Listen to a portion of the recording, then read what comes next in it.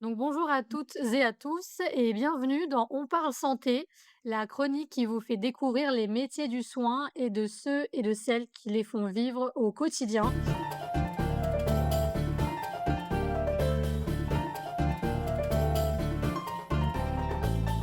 Aujourd'hui, nous allons nous intéresser à un univers souvent perçu comme technique, mais pourtant profondément humain et essentiel. Il s'agit de la pharmacie. Pour en parler, nous avons le plaisir d'accueillir, Busra Karan, qui a accepté de répondre à nos questions et de nous partager son expérience. Bonjour Busra, comment allez-vous aujourd'hui? Bonjour, merci de m'avoir, invitée. Avant d'évoquer donc un peu, votre travail, est-ce que vous pouvez parler un peu de vous, qui vous êtes, votre parcours et ce qui a donné aussi envie de devenir pharmacienne? Donc, moi, c'est Bushra, je suis docteure en pharmacie depuis quelques années maintenant. Mon parcours, alors j'ai fait un bac S, ensuite je suis allée en PACES. À l'époque, ça s'appelait PACES. J'ai choisi la filière pharmacie. Ensuite, j'ai fait 6 années d'études à la faculté de pharmacie et je suis devenue pharmacienne. Puis j'ai passé mon doctorat 2 ans après. Voilà, et j'ai choisi pharmacie parce que depuis toute petite, j'ai toujours voulu être pharmacienne, en fait, depuis mes 8 ans et pour moi, c'était un rêve, d'enfance, en fait. D'accord Ouais. et comment ça se fait qu'à 8 ans, on pense justement à ça? Parce que c'est vrai que c'est un métier assez technique, qu'on connaît pas tous forcément. À 6 ans, vous vous êtes dit voilà, comment vous c'est venu en fait l'idée? En fait, je sais pas, je voulais travailler, dans le milieu de la santé déjà à cet âge-là et pharmacie, je sais pas, j'aimais bien en fait, j'aime bien me rendre utile, aux gens. J'aime bien aider et voilà et la pharmacie, les médicaments et cetera. J'aimais bien, ce domaine-là, en fait. En fait, j'aimais bien, préparer les médicaments, les crèmes et cetera, mais aujourd'hui, ça se fait plus trop, surtout dans la pharmacie où je travaille, on fait pas de préparation. C'est ça que j'aimais bien, en fait, faire des mélanges, faire des crèmes, des gélules, des suppos et cetera, mais ça se perd en ce moment. Et pourquoi justement ça se fait plus, ça se pratique plus cette mission que vous aviez avant? Alors, moi, dans ma pharmacie, c'est une très grande pharmacie, on n'a pas vraiment le temps de le faire et c'est surtout les préparatrices en pharmacie qui font ces mélanges-là. C'est pas les pharmaciens et du coup, ben, j'en fais pas du tout, du coup, dans mon métier. Et donc du coup, ça m'amène à vous poser la question, qu'est-ce que vous faites au quotidien justement dans votre pharmacie? Qu'est-ce que enfin, quelle est une journée type, si on devait dire une journée type avec vous? Bushra, qu'est-ce que vous faites? Quels sont vos horaires? Donc vous travaillez en officine, si j'ai bien compris, donc dans une pharmacie. Qu'est-ce que vous êtes amené à faire justement, pour les patients? Alors je suis au comptoir, hein, le pharmacien classique qu'on voit au comptoir, je délivre des médicaments et cetera et quand mes collègues préparatrices ont des questions sur, certains médicaments ou, sur les ordonnances, on me pose des questions à moi. C'est moi qui prends la responsabilité de délivrer ou pas certains médicaments. Surtout les ordonnances pédiatriques, on fait un double contrôle parce que les enfants, voilà, ils sont assez jeunes et leurs organes ne sont pas assez fonctionnels comme les nôtres, donc on fait vraiment attention à la posologie, au dosage, donc il y a toujours un double contrôle avec un pharmacien, moi ou quelqu'un d'autre. Et qu'est-ce qui vous plaît le plus dans votre métier justement? Aider les personnes, répondre à leurs questions, à leurs inquiétudes, et voilà, les aider, les conseiller, les informer, si possible les orienter vers des médecins si on ne peut pas nous aider, voilà. Et vous avez évoqué donc que vous avez fait, 6 ans donc d'années d'études. Il y a d'autres filières justement, donc si on parle de pharmacie, donc vous avez choisi la filière, officine, mais il y a d'autres filières comme l'industrie. Est-ce que vous pouvez nous en parler un peu aussi ou pas?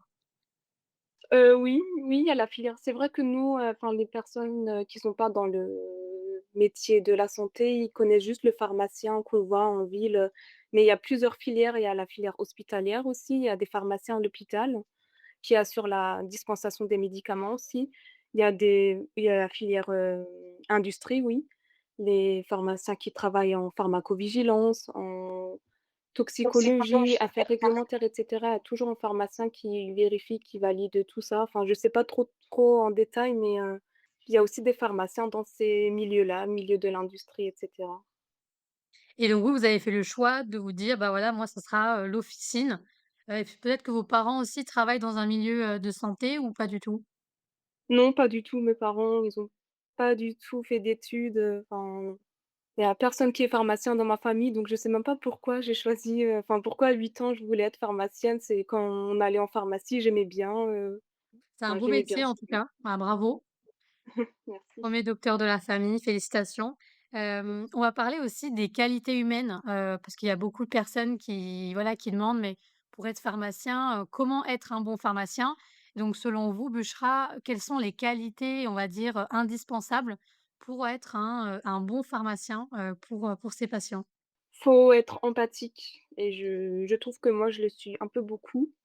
Savoir se mettre à la place de la personne en face de nous qui est malade, qui se sent pas bien, être à l'écoute, savoir écouter, ne pas se presser avec la personne, être posé, calme, informer, donner de bons conseils et cetera. Enfin, faut vraiment être humaine en fait, j'ai envie de dire, et pas agressive ou, autre avec la personne en face de nous parce que c'est des gens qui sont malades en fait. S'ils viennent en pharmacie, c'est parce qu'ils ont un problème, particulier.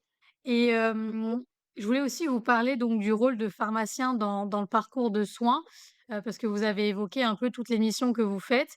Est-ce que vous réalisez aussi les vaccins ou pas? Est-ce que ça dépend peut-être des formations? Est-ce que des pharmaciens, une fois diplômés, peuvent faire justement et pratiquer des formations pour ensuite, pratiquer d'autres actes médicaux? Oui, nous, on vaccine, chez nous à la pharmacie, tous les pharmaciens, mes collègues pharmaciens vaccinent. On peut même prescrire des vaccins. Depuis quelques mois, on a fait la formation, ouais, on peut prescrire les vaccins qui sont dans le calendrier vaccinal. On peut prescrire et vacciner. On fait même des TROD, angine et cystite. Ce sont des tests qu'on pratique, en pharmacie et si jamais le test s'avère positif, on peut même délivrer des antibiotiques, pour traiter du coup l'angine ou la cystite, de la personne. Parce que du coup, les tests donc sont réalisés dans la pharmacie et le temps d'attente, il est moindre. C'est-à-dire que les gens attendent sur place la réponse, on va dire, du test et une fois, que la réponse est délivrée, vous pouvez donc, leur donner des médicaments, c'est ça? Oui, c'est ça, ça C'est prend assez deux rapide. trois minutes. Ouais, ouais, c'est assez rapide, c'est des tests rapides, qu'on réalise en pharmacie et les gens sont généralement contents, c'est surtout les samedis soirs, ils viennent, il y a pas de médecin qui est disponible, enfin, il y a pas de médecin qui consulte, donc on est ouvert nous jusqu'à 20 heures le samedi et ça dépanne, on leur donne les antibiotiques et ils sont contents et comme ça ils peuvent traiter leur maladie. On va passer aux questions des internautes, justement. Donc on nous demande si c'est, enfin, comment réussir sa première année, du coup, de médecine, le tronc commun aux études de santé, le concours préparatoire. Est-ce que vous avez des petits tips, des voilà, des moyens, on va dire peut-être mémotechniques, pour permettre à nos auditeurs de réviser, en conséquence, de mieux apprendre et de réussir cette première année? Il faut vraiment comprendre le cours, qu'on est en train de réviser et pas, apprendre bêtement, par cœur, j'ai envie de dire. Il faut vraiment bien le comprendre, les différents mécanismes et cetera. Ensuite, le revoir dans quelques jours. Moi, j'essayais de noter sur un papier tout ce que j'ai retenu du cours et cetera et ça me permettait de voir si je connaissais bien mon cours ou pas et faire des pauses aussi, c'est important, faut pas, réviser, 10 heures, 12 heures d'affilée, ça sert à rien, c'est vraiment contre-productif. Faut savoir faire des pauses, même des jours où faut pas réviser, faut sortir avec ses amis et cetera. Enfin, tous les jours du lundi au dimanche, on peut pas réviser, 10 heures, 12 heures d'affilée. Faut vraiment savoir couper, en fait, Enfin, moi, des fois, c'est vrai que je révisais, j'étais trop stressée, donc je révisais, vraiment 10 heures, 12 heures d'affilée, mais j'ai vu qu'au début, que c'était pas la bonne méthode, en fait. Faut savoir couper quand même, et c'est là qu'on apprend mieux, qu'on assimile mieux les infos. Et est-ce que vous avez des manuels de révision ou des livres justement à nous préconiser? Moi, j'avais acheté un livre, il s'appelait Médicaments, enfin pour ceux qui veulent, aller en pharmacie en fait, il y avait tous les médicaments, classés par classe thérapeutique et cetera, les indications, posologie, contre-indications. Ouais, c'est un livre qui s'appelle Médicaments. Ça m'avait aidé pendant mes études de pharmacie. Très bien. Et on a également une autre question. On nous demande, est-ce que vous vous rappelez, en tout cas dans votre cursus de pharmacie, les matières scientifiques qui étaient les plus compliquées pour vous et nous expliquer un peu pourquoi elles étaient compliquées en fait, Oui, en pharmacie, c'était la chimie organique, alors ça, j'aimais pas du tout. J'avais pas de bonnes notes avec cette matière parce qu'en fait, je sais pas, je comprenais pas trop, fallait comprendre les mécanismes, substitution et cetera. Enfin, je voyais pas trop, j'arrivais pas avec cette matière, mais bon, c'est pas ça m'a pas empêchée d'être, pharmacienne et d'avoir mon diplôme, mais c'était juste cette matière-là que j'aimais pas du tout, mais c'était juste en deuxième année. Après, à partir de la troisième année, c'était des matières vraiment intéressantes, j'aimais bien, mais en deuxième année et tout, c'était vraiment des matières, pas très ciblées pharmacie, j'ai envie de dire, donc voilà. très bien et on a une question également par rapport aux stages. Est-ce que vous avez des stages qui vous sont, recommandés dans votre cursus? J'imagine que oui, pour découvrir un peu, les milieux, les différents milieux, d'un pharmacien. Oui, oui, oui, on devait faire des stages, pendant nos études, dans des pharmacies, en fait. C'était 1 à 2 semaines maximum. Et après on pouvait pas faire grand-chose, on pouvait pas aller être au comptoir, délivrer des médicaments parce qu'on était encore étudiants, on savait pas grand-chose, donc on était à l'arrière, on rangeait les médicaments, la commande et cetera. On devait faire aussi, un poster, enfin comme une affiche, sur une pathologie en particulier et l'expliquer à l'équipe de la pharmacie. Après on était notés, à la fac, sur cette affiche. Et ces stages, donc c'est au bout de de la première année, je veux dire deuxième année quand on rentre directement en école de pharmacie ou c'est des stages tout au long des 6 ans? Déjà en deuxième année, oui, on avait un stage. Moi, à mon époque, c'était 1 mois et demi de stage en deuxième année. Après, en troisième année, c'était 1 semaine. Quatrième année, c'était aussi 1 semaine de stage et après en cinquième année, c'est l'année hospitalo-universitaire. On avait, 6 mois de stage à l'hôpital. Non, 1 an de stage à l'hôpital pour voir un peu le milieu hospitalier aussi parce qu'à un moment, je voulais aussi être pharmacienne, hospitalière, mais quand j'ai vu que c'était 9 ans d'études, je me suis dit: On va laisser tomber. En plus, fallait passer un concours national en plus, je pouvais plus refaire un concours, c'était assez, traumatisant la PACES donc j'ai laissé tomber. Et Parce on a qu'à une l'hôpital, en oui, fait dites-moi. pardon, à l'hôpital, il y a pas vraiment ce contact humain, en fait, parce que j'ai vu que les pharmaciennes, elles étaient juste face à un ordinateur et elles validaient, les ordonnances et cetera et c'est tout. C'était rarement, elles voyaient rarement les patients donc c'est ce contact humain qui manque, en fait, dans la filière, hospitalière. D'accord, je vois. Donc vous vous êtes plutôt dit: «Voilà, je préfère avoir, mon contact humain» et puis c'était votre idée de départ aussi de travailler en Oui. officine, donc vous êtes resté sur votre première impression, on va dire et vous avez choisi de continuer là-dedans et si aujourd'hui vous êtes heureuse et que vous regrettez pas, bah, c'est tant mieux, quoi. Ouais, c'est ça, je regrette pas. Et Ouais. justement par rapport aux cours que vous avez eu pendant 6 ans, est-ce que, enfin combien vous êtes par classe déjà en deuxième année? Je pense que ça dépend du coup du numerus clausus ou numerus apertus, en fonction aussi des facs. Aussi dans quelle fac et combien justement étaient sélectionnés, étaient choisis à la fin du concours pour rentrer en école de pharmacie? Est-ce que vous vous rappelez de ça? En deuxième année, il me semble qu'on était, 140 personnes, 140-150 comme ça environ. D'accord, donc c'est quand même Ouais. des grosses promotions quand même. Oui, oui, oui. Et par rapport justement aux médicaments, vous êtes donc on va dire, enfin vous préconisez aux personnes de prendre plutôt des médicaments ou est-ce que plutôt de médecine douce parfois ou la naturopathie par exemple? Est-ce que vous en parlez un peu, est-ce que vous communiquez là-dessus? Oui, les plantes, enfin ça dépend de la personne en face, des fois on me dit: «Oui, je veux quelque chose, mais quelque chose de naturel, pas de chimique, pas» donc je me base, sur, les plantes, Arcopharma, Arcogélule, pour, traiter du coup, mais ça dépend de la personne en face, mais oui, je préfère aussi tout ce qui est naturel et sans chimie en fait, Vous vous adaptez, en fait à la personne que vous avez en face de vous? oui, c'est ça, on s'adapte, Super. on s'adapte. Et moi, j'aurais une question pour vous, donc ça serait, si vous aviez en face de vous une jeune fille ou un jeune homme qui souhaite justement rentrer en école de pharmacie ou qui hésite avec une autre filière de santé, quels conseils et comment enfin, qu'est-ce que vous lui direz cette personne pour la motiver à réaliser donc bah, ces 6 années de pharmacie? Bah, en fait, les autres filières telles que médecine, dentaire et cetera, enfin, je trouve que c'est beaucoup plus stressant, c'est un métier un peu plus stressant alors que nous, la pharmacie, enfin, ça va, c'est moins de stress. Même pendant les études, on révise 1 semaine ou 2 semaines avant les examens, on validait les partiels, en fait. C'était pas si stressant que ça, les études, je trouve et c'est quand même un beau métier à la fin. On peut prescrire des antibiotiques et cetera, alors qu'il y a quelques années, il y avait pas ça. Enfin, c'est tout nouveau et le métier va encore plus, s'enrichir. Il y aura plus de missions, dans les prochains temps donc Quand vous dites plus de missions, vous pensez à quoi justement?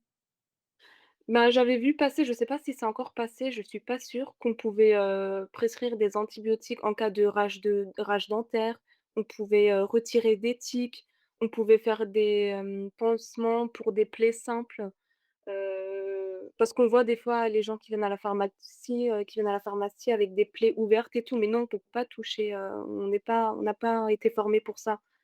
Mais là, dans les prochaines années, je pense qu'on pourra, soigner des plaies, même prescrire, des sevrages tabagiques aussi, j'ai vu ça. Donc vraiment, on aura beaucoup plus de missions, dans les prochaines années à venir. Et la pharmacie, c'est vraiment il y a tout ce qui est cosmétique, médicaments, c'est voilà, il y a tout, il y a de tout. C'est assez, il y a plusieurs domaines en pharmacie, j'ai envie de dire. C'est assez enrichissant aussi. Effectivement, on se rend pas compte, quand on est de notre côté, que de tout ce qu'il y a, comme mission, comme variété aussi de pouvoir exercer dans ce domaine. En tout cas, merci beaucoup Bushra, pour votre temps. C'était un échange, très enrichissant. On a nos auditeurs qui demandaient justement si vous aviez un compte Instagram ou TikTok pour pouvoir, bah, suivre vos aventures, échanger avec vous, peut-être demander des conseils. Est-ce que vous pouvez nous partager? Merci à vous de m'avoir invitée et vous pouvez me suivre sur TikTok au nom de Pharma Queen. Je fais des vidéos sur, la pharmacie, sur mon quotidien et cetera. Au début, je me montrais pas trop parce que voilà, j'osais pas trop parler face à la caméra mais là, je pense que je ferai plus de vidéos, en rapport avec mon métier et cetera, un peu plus, on me verrait plus sur les vidéos, en fait. Donc n'hésitez pas à me suivre. Super. C'est vrai que les gens sont curieux d'apprendre davantage sur ce beau métier. Comme on l'a évoqué, il y a plusieurs, types, hein. Il y a l'officine, enfin, le côté hôpital, le côté aussi un peu plus commercial, et cetera. Donc, c'est vrai que voilà, les personnes quand on évoque les différentes filières de santé, on découvre tout ce qu'il y a derrière pharmacie et c'est vrai que c'est assez intéressant. Donc, merci de nous avoir éclairés.